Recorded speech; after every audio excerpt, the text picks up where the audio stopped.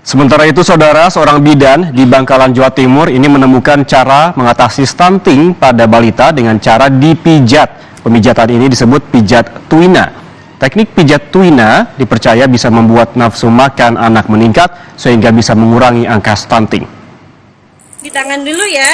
Ya, boleh. Ditekuk sedikit jarinya.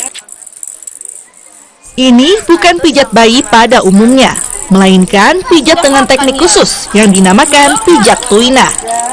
Pijat ini difokuskan pada titik-titik tertentu seperti tangan, kaki, punggung, dan perut, yang tujuannya untuk meningkatkan nafsu makan pada anak. Pijat tuina merupakan hasil penelitian Irawati Ningsih. Ia merupakan bidan di Kecamatan Socah, Bangkalan, Jawa Timur. Saat kuliah dulu, Irawati sempat melakukan penelitian mengenai pijat tuina ini. Kemudian, ia implementasikan selama menjadi bidan karena masih menemukan ada balita kurang gizi di wilayahnya. Irawati kerap melakukan pijat pada sejumlah balita saat pemeriksaan rutin. Dan dari awal dipijat hingga beberapa bulan, hasilnya balita yang masuk kategori kurang gizi kini mengalami penambahan berat badan yang cukup signifikan. Hal ini dilihat dari data tinggi dan berat badan anak yang sebelumnya telah diukur.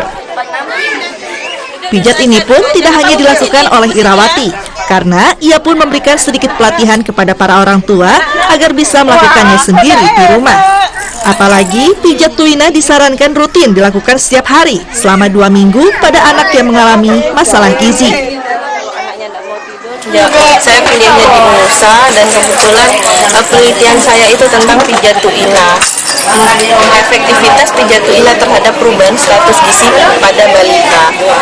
Nah, dari situ karena saya dapat ilmu yang sudah saya dapat waktu perkuliahan, saya mengambil judul dari pijat tuina. Karena apa manfaatnya pijat tuina? Salah satunya penambahan nafsu makan, kemudian penambahan berat badan, dan juga untuk memperbaiki saluran pencernaan dari balita itu sendiri. Menurut Kepala Dinas Kesehatan Kabupaten Bangkalan, pijat tuina akan mulai disosialisasikan kepada masyarakat di wilayah lain di Kabupaten Bangkalan agar tidak ada lagi laporan anak stunting di wilayah Bangkalan. Hasil pemijatan ini dilakukan 2 tahap, yaitu tahap pertama yaitu 6 hari, terus ada jedanya 1 hari, dilanjutkan tahap kedua dan dilanjutkan 6 hari lagi. Dan hasil evaluasi dari tim Nakes Puskesmas Cedi maupun Kepala Puskesmas Cedi itu Dr. Gigi Purwanti menyatakan ada peningkatan nafsu makan. Dari data Dinas Kesehatan Kabupaten Bangkalan, di awal tahun 2022 di Kecamatan Socah, terdapat angka 3,9% balita yang masuk kategori gizi buruk.